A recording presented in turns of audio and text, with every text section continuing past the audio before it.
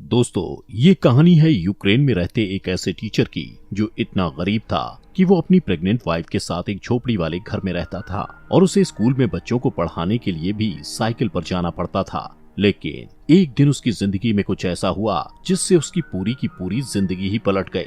एक दिन कुछ रशिया के सोल्जर्स उसकी वाइफ के साथ बहुत गलत करने की कोशिश करते हैं और जब वो उनसे लड़ती है तो वो रशियंस उसे जान से मार डालते हैं। जिसके बाद वो टीचर अपनी पत्नी का बदला लेने के लिए अपनी कलम साइड में रखकर यूक्रेन का सबसे खतरनाक स्नाइपर बनता है और उसका निशाना इतना सटीक था कि वो 5 किलोमीटर दूर से भी अपने टारगेट को शूट करके मार गिराता है। लेकिन वो कैसे उन रशियन सोल्जर्स से अपनी पत्नी की मौत का बदला लेता है और उसे अपने इस मिशन में किन किन खतरनाक भयानक मुसीबतों का सामना करना पड़ता है, चलिए जानते हैं। तो कहानी की शुरुआत यूक्रेन के एक पीसफुल एरिया डेनवर्स को दिखाते हुए होती है, जहां मिकोला नाम का एक आदमी अपनी प्रेग्नेंट वाइफ नास्टिया के साथ एक छोटी सी झोपड़ी में रहता था। वो दोनों अपनी मैरिड लाइफ में बहुत खुश थे। नास्टिया एक ड्राइंग आर्टिस्ट थी, उसे ड्राइंग बनाना और लकड़ी पर नक्काशी करना बहुत पसंद था। एक दिन वो मिकोला की सुरक्षा के लिए लकड़ी का एक एंजल बनाकर मिकोला के बाजू में बांध देती है। मिकोला उनके घर के पास ही एक स्कूल में मैथ पढ़ाता था। वो रोज अपनी साइकिल से बच्चों को पढ़ाने स्कूल जाया करता था। उसके घर के बाहर सफेद रंग का एक शांति का प्रतीक बना हुआ था। यहाँ पर हम देखते हैं कि मिकोला के घर पर कोई इलेक्ट्रॉनिक उपकरण जैसे टीवी वगैरह नहीं होने के कारण उन्हें दुनिया की कोई खबर नहीं मिल पाती थी। जब मिकोला स्कूल में जाता तो ब्रेक के टाइम वहीं थोड़ी देर टीवी पर न्यूज देख लिया करता था। ऐसे ही एक दिन टीवी पर दिखाई जा रही न्यूज से उसे पता चलता है कि यूक्रेन की राजधानी में प्रोटेस्टर्स को मारा जा रहा है और रशिया यूक्रेन पर हमला करके उस पर कब्जा करना चाहता है। अब इस खबर को सुनने के बाद निकोला क्लास में बच्चों को पढ़ाने के लिए जाता है और वो बच्चों को बड़े प्यार और अच्छे तरीके से पढ़ाता है। लेकिन इसी क्लास में इवान नाम का एक बदमाश लड़का भी पढ़ता था जो मिकोला को बिल्कुल भी पसंद नहीं करता था और इसीलिए उसे जब भी मौका मिलता तो वो मिकोला की इंसल्ट करता और मिकोला को स्कूल से हटवाने के बारे में ही सोचता रहता। पर मिकोला उसकी हरकतों से कभी गुस्सा नहीं होता था। एक दिन सुबह जब मिकोला स्कूल पढ़ाने के लिए जा रहा होता है तो रास्ते में वो कुछ सोल्जर्स को खड़ा देखता है जिन पर वो ज्यादा ध्यान नहीं देता और आगे बढ़ जाता है। अब जैसे ही वो स्कूल पहुंचता है तो देखता है कि पूरा का पूरा स्कूल खाली पड़ा है, जिससे वो थोड़ा सोच में पड़ जाता है। तभी वो टीवी पर एक न्यूज देखता है जिसमें दिखाया जा रहा था कि यूक्रेन पर कब्जा करने के लिए रशियन आर्मी यूक्रेन में घुस चुकी है, जिससे उसे समझ में आ जाता है कि उसने रास्ते में जो सोल्जर्स देखे थे वो दरअसल रशियन सोल्जर्स थे। अब पूरा मामला समझते ही वो तुरंत अपने घर की तरफ भागता है क्योंकि नास्टिया घर पर अकेली थी। लेकिन अब बहुत देर हो चुकी थी क्योंकि रशियन सोल्जर्स उसकी पत्नी को पकड़कर पीट रहे थे और जब मिकोला अपनी पत्नी को बचाने की कोशिश करता है तो रशियन सोल्जर्स उसे भी पकड़कर मारने लगते हैं। मिकोला उनसे रिक्वेस्ट करता है कि मेरी पत्नी प्रेग्नेंट है, इसलिए तुम लोग प्लीज उसे मत मारो। ये सुनकर रशियन सोल्जर उनके घर को आग लगाकर वहाँ से जाने लगते हैं। अब अपने घर को जलता हुआ देख नास्टिया गुस्से में आकर रशियन सोल्जर्स पर जैसे ही पत्थर मारने लगती है तो एक रशियन सोल्जर उस पर गोली चलाकर उसे मार डालता है। मिकोला अपनी वाइफ की बॉडी के पास बैठकर फूट फूट कर रोने लगता है। कुछ घंटे बाद 2 यूक्रेनी सोल्जर्स मिकोला के पास आते हैं और उसकी पहचान करने के बाद उसकी पत्नी नास्टिया के लिए दुख प्रकट करते हैं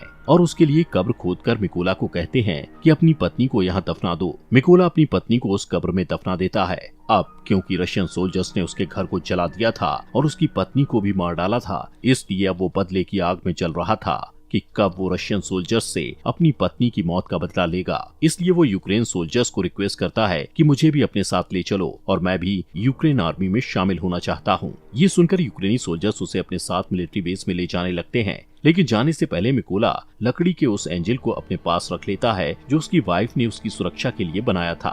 जब वो मिलिट्री बेस में पहुंचते हैं तो वहां उनका कमांडर मिकोला को आर्मी में शामिल नहीं करता और कहता है कि ये बंदा जासूस भी हो सकता है। लेकिन मिकोला कमांडर को कहता है कि रशियन सोल्जर्स ने मेरे घर को जला दिया और वो लोग मेरी पत्नी को मेरी आंखों के सामने मारकर वहां से चले गए, इसलिए मेरे पास अब जीने की कोई वजह नहीं बची और मैं रशियन सोल्जर्स को मारकर ही दम लूंगा और अपने देश को बचाऊंगा ताकि रशियन सोल्जर्स किसी और के घर को ना उजाड़ें। ये सुनकर कमांडर मिकोला को यूक्रेन आर्मी में भर्ती कर लेता है और उसकी ट्रेनिंग शुरू हो जाती है।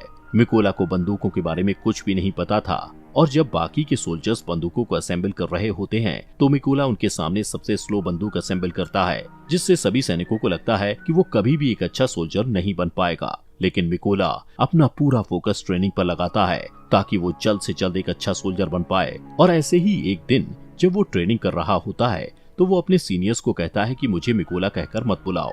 वो अपना कोड नेम रेवन रखता है, जिस पर उसके सीनियर्स उस पर हंसते हैं और उसे कहते हैं कि कोड नेम ऐसे ही किसी को नहीं मिलता, उसके लिए बहुत मेहनत लगती है, जिससे मिकोला अपनी पूरी कोशिश से ट्रेनिंग में लगा रहता है। रात को जब सभी सिपाही सो रहे होते थे तब भी मिकोला अकेले ही अपनी प्रैक्टिस जारी रखता था। एक दिन उसका कमांडर उनको बताता है कि हमारे पास स्नाइपर्स की कमी है, इसलिए तुम लोगों में से कौन कौन स्नाइपर बनना चाहता है, जिसे सुनकर बहुत ही कम लोग अपना हाथ उठाते हैं। लेकिन इनमें से एक मिकोला भी था, जिसे देखकर सभी हंसने लगते हैं। कमांडर उससे कहता है कि तुम्हें तो बंदूक भी असेंबल करनी नहीं आती, तुम कभी भी स्नाइपर नहीं बन सकते। लेकिन मिकोला कहता है कि मैं एक अच्छा स्नाइपर बन सकता हूँ और मैं ये साबित कर सकता हूँ। वो कमांडर को कहता है कि आप मेरा कोई भी टेस्ट ले सकते हो। तब कमांडर उसे टेस्ट देते हुए कहता है कि तुम्हें सिर्फ 20 सेकंड में इस AK-47 बंदूक को असेंबल करना होगा। तब मिकोला आंखों पर पट्टी बांधकर बंदूक को असेंबल करना शुरू करता है और सिर्फ 18 सेकंड में ही AK-47 को असेंबल कर देता है। ये देखकर सभी हैरान रह जाते हैं और जो लोग पहले मिकोला पर हंस रहे थे अब वो उसके लिए तालियां बजाने लगते हैं। इसके बाद मिकोला की स्नाइपर ट्रेनिंग शुरू हो जाती है और मिकोला स्नाइपर की ट्रेनिंग को पूरी जी जान से सीखने लग जाता है। ऐसे ही कुछ दिनों बाद वो दिन आ जाता है जिस दिन इन सभी स्नाइपर्स को बंदूकें दी जानी थी। यहाँ पर बाकी सभी स्नाइपर्स को बंदूक का नया और बेहतरीन मॉडल दिया जाता है, लेकिन वहीं मिकोला को एक पुराने मॉडल की बंदूक जो कि सही से काम भी नहीं करती थी वो दी जाती है। अपने साथ ऐसा भेदभाव देखते हुए मिकोला अपने सीनियर से कहता है कि सर मुझे भी नए मॉडल की बंदूक दीजिए, जिस पर उसका सीनियर उसे गुस्से से कहता है कि पहले तुम्हें प्रूव करना होगा कि तुम एक अच्छे स्नाइपर हो, उसके बाद तुम्हें नए मॉडल की बंदूक मिल जाएगी, जिसके लिए मिकोला तैयार हो जाता है। अब इन सभी स्नाइपर्स की लास्ट ट्रेनिंग शुरू होती है, जिसमें उन्हें सबसे पहले सीनियर सभी स्नाइपर्स को बताता है कि जब तुम लोग अपने दुश्मन पर छुपकर निशाना साध रहे होगे तब तुम लोगों को चाहे जो भी परिस्थिति आ जाए बिल्कुल भी हिलना नहीं है और सिर्फ अपने टारगेट पर फोकस करके उसे शूट करना है। इसके बाद सीनियर एक एक करके सभी स्नाइपर्स के पास शूट करने लगता है और जो भी सोल्जर गोली लगने के डर से जरा सा भी हिलता है तो उसे ट्रेनिंग से बाहर कर दिया जाता है। ऐसे ही जब मिकोला के पास सीनियर गोली चलाता है तो वो अपनी जगह पर ही निडरता से लेटा रहता है। यहाँ पर मिकोला अपने टारगेट पर उसी पुरानी बंदूक से निशाना लगाने की कोशिश करता है, लेकिन तभी इनका सीनियर उसे कहता है कि तुम्हें सिर्फ एक ही बार अपना टारगेट देखने को मिलेगा। और जैसे ही मिकोला अपना टारगेट देखता है तभी उसकी आंखों को ढक दिया जाता है, जिससे मिकोला का निशाना थोड़ा चूक जाता है। लेकिन सभी को पता था कि अगर मिकोला को नई बंदूक दी जाती और उसकी आंखों के आगे कुछ न रखा जाता तो वो अपना निशाना बिल्कुल सही लगाता, लेकिन कोई भी इस बारे में बात नहीं करता और मिकोला भी इस पर ज्यादा ध्यान नहीं देता। रात को इन स्नाइपर्स का नाइट शूट टेस्ट होता है, जिसमें ट्रेनर के फ्लेयर गन शॉट करते ही सभी स्नाइपर्स को उस फ्लेयर की रोशनी में अपने अपने टारगेट्स पर गोली चलानी थी।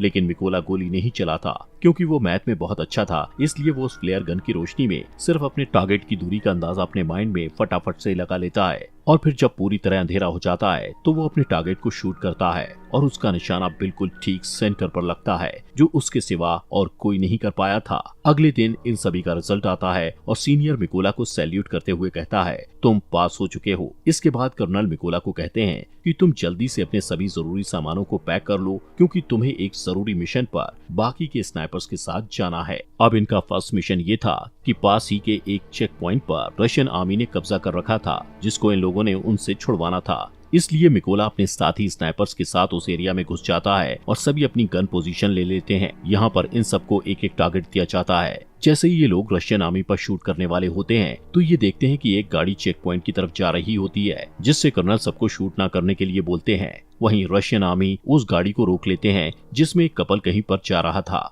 रशियन आर्मी उन्हें गाड़ी से बाहर निकालकर उनका पासपोर्ट लेकर अपने पास रख लेते हैं और उन्हें काफी बुरी तरह से टॉर्चर करने लगते हैं, जिसे देखकर जैसे ही कर्नल स्नाइपर को शूट करने के लिए कहता है तो एक ही झटके में सभी स्नाइपर्स अपने अपने टारगेट को शूट करके निपटा देते हैं। अब इन स्नाइपर्स का पहला मिशन सक्सेसफुल हो गया था, इसलिए ये सभी खुशी खुशी वापस बेस में आते हैं। तब मिकोला वहाँ देखता है कि उसके बाकी के साथी बेस में नहीं है और जब वो इसके बारे में पूछता है तो उसे पता चलता है कि वो एक दूसरे मिशन पर गए हुए हैं। यहाँ पर मिकोला को ये भी पता लगता है कि उस मिशन पर उसके कई साथी मारे गए हैं और उन सबको एक ही स्नाइपर जिसका नाम सेरी है उसने मारा है, जो रशियन आर्मी का सबसे बेहतरीन स्नाइपर है।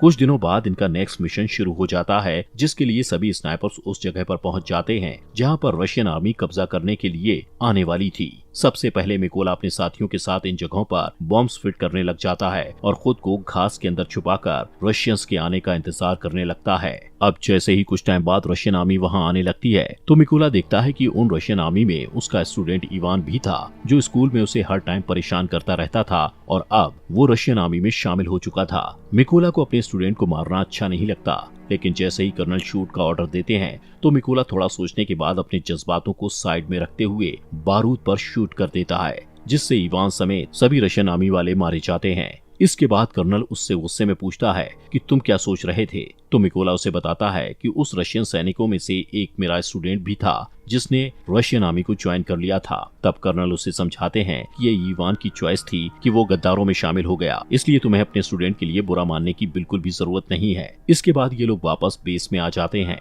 यहाँ पर अब कर्नल अपना ज्यादातर टाइम मिकोला के साथ ही बिताता है, क्योंकि अब वो पूरी तरह से मिकोला पर विश्वास करने लगा था। कर्नल मिकोला को बताता है कि मेरी 2 बेटियां हैं और उनको नहीं पता कि मैं आर्मी में कर्नल की जॉब करता हूँ। उनको मैं ये कहकर आया हूँ कि मैं एक काफी बड़ा बिजनेस करता हूँ और मेरी वाइफ भी मेरी बेटियों को नहीं बताती कि मैं कर्नल की पोस्ट पर हूँ। ये सुनकर मिकोला भी कर्नल को अपनी पत्नी की आखिरी निशानी दिखाता हुआ काफी ज्यादा इमोशनल हो जाता है। दोस्तों, आगे बढ़ने से पहले आप सभी का दिल से शुक्रिया आपके अपने फॉक्स एक्सप्लेनर हिंदी चैनल को सब्सक्राइब करने के लिए। अब इसके बाद अगले दिन ये लोग फिर से अपने अगले मिशन पर निकल पड़ते हैं और ये लड़ाई काफी बड़ी थी, इसलिए सभी स्नाइपर्स छुपने के लिए खाई खोदते हैं और अपनी अपनी पोजीशन ले लेते हैं। यहाँ पर ये लोग इसलिए आए थे क्योंकि इन्हें कहीं से पता चल गया था कि रशिया के कुछ सिपाही इधर कब्जा करने के लिए आ रहे हैं। इस मिशन में कर्नल मिकोला के साथ ही थे। तभी कुछ टाइम बाद मिकोला यहाँ पर नोटिस करता है कि उन रशियन सोल्जर्स के साथ वो सोल्जर भी आया था जिसने उसकी पत्नी को गोली मारी थी। वो सोल्जर बिल्कुल ही मिकोला के निशाने पर था। ये देखकर मिकोला कर्नल से पूछता है क्या मैं उस पर शूट कर सकता हूँ, जिस पर कर्नल कहता है कि अभी नहीं। मिकोला फिर से देखता है कि वो रशियन बिल्कुल उसके निशाने पर है और शायद फिर उसे कभी ये मौका न मिले, इसलिए वो फिर से कर्नल से पूछता है तो कर्नल उसे फिर से मना कर देता है। अब क्योंकि मिकोला का मिशन ही यही था कि वो अपनी पत्नी का बदला ले, इसीलिए वो खुद पर कंट्रोल नहीं रख पाता और उस सोल्जर पर शूट करके उसे मार डालता है। लेकिन इससे रशियन सैनिकों को इनके बारे में पता चल जाता है। कर्नल मिकोला पर भड़क जाता है कि तुमने क्या किया। तभी सेरी, जो रशियन आर्मी का एक तेज तर्रार स्नाइपर था, वो कर्नल को शूट करके मार डालता है और सभी रशियन सोल्जर्स इन पर बॉम्ब्स फेंकने लगते हैं, जिससे मिकोला कर्नल की बॉडी को उठाकर वहां से दूर भागने लगता है।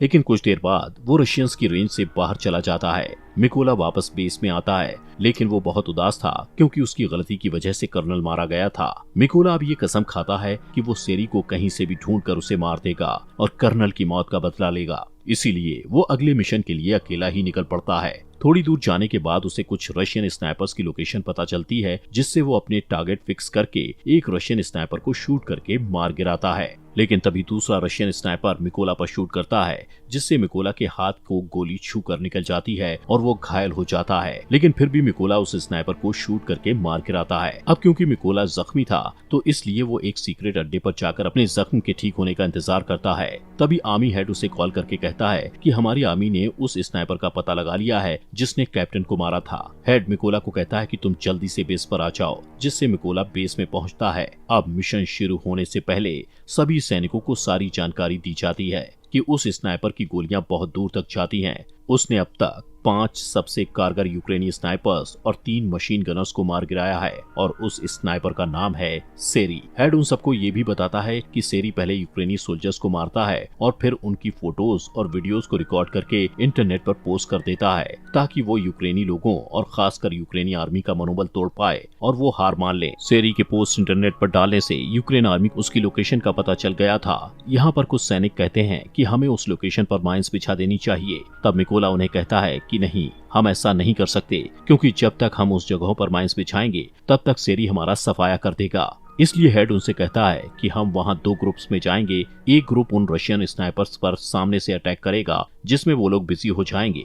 तभी दूसरे ग्रुप वाले उन पर अटैक करेंगे, जिससे उनका ध्यान बढ़ जाएगा और मिकोला इसी का फायदा उठाकर उस बिल्डिंग के अंदर चला जाएगा जहां पर रशियन स्नाइपर्स होंगे और उनको मार गिराएंगे। प्लान बन जाने के बाद ये लोग बिल्कुल ऐसा ही करते हैं और जल्द ही अपनी अपनी पोजीशन पर पहुंच जाते हैं और रशियंस का ध्यान भटकाने में कामयाब हो जाते हैं और मिकोला को मौका मिल जाता है बिल्डिंग में एंटर होने का। मिकोला वहां पर अपने सामने 2 रशियन स्नाइपर्स को देखकर उन पर हमला करके उन्हें मारकर आगे बढ़ जाता है। मिकोला अपने साथियों को कहता है कि मेरा रास्ता क्लियर कर दो, जिससे सभी यूक्रेन सोल्जर रशियन के बहुत सारे सैनिकों को मारकर उसके लिए रास्ता साफ कर देते हैं। मिकोला आगे बढ़ता है। वहीं सेरी ये नोटिस करता है कि कोई भी सोल्जर उसे रिपोर्ट नहीं दे रहा, जिससे उसे थोड़ा शक होता है और वो चेक करने के लिए खुद ही छत पर जाने लगता है, क्योंकि छत पर भी एक रशियन स्नाइपर था जो अब मर चुका था। ये देखकर वो वापस अपनी पोजीशन पर वापस आ जाता है। तब उसे मिकोला की पत्नी का खिलौना दिखाई देता है। उसी वक्त मिकोला ऊपर से कूदता है और सेरी को मार डालता है। तभी एक और रशियन स्नाइपर को थोड़ी आवाज आती है, जिससे वो अलर्ट हो जाता है, लेकिन मिकोला उसी टाइम उसके पास एक ग्रेनेड फेंकता है और अब उस स्नाइपर का भी काम तमाम हो जाता है। लेकिन यहाँ पर हम देखते हैं कि सेरी जब ऊपर छत पर चेक करने गया था तो उसने अपने रशियन आर्मी से फोन करके बैकअप बुलाया था, इसलिए अब रशियन आर्मी वहाँ पर आ रही होती है। उन लोगों को नहीं पता था कि सेरी मारा जा चुका है, इसलिए वो सेरी को कॉल करके कांटेक्ट करते हैं, लेकिन कॉल मिकोला उठाता है और कहता है कि तुम लोगों का अब टाइम खत्म हो चुका है। ये कहकर वो ट्रक के ड्राइवर को शूट कर देता है, जिससे सभी रशियन सिपाही ट्रक से बाहर निकल जाते हैं। लेकिन उन्हें नहीं पता था कि यूक्रेन के स्नाइपर्स ने पहले ही उन पर निशाना साध रखा था। तभी सभी यूक्रेनी स्नाइपर्स उन पर गोलियों की बारिश कर देते हैं और मार डालते हैं। अब सभी को मारने के बाद मिकोला अपनी पत्नी की कब्र पर जाता है और उसे उदास भरे मन से कहता है कि मैंने अपने दुश्मनों से बदला ले लिया, लेकिन मुझे अब अपने देश की सेवा करनी है, इसलिए मुझे जाना होगा। इतना कहते हुए वो अपने अगले मिशन पर निकल पड़ता है।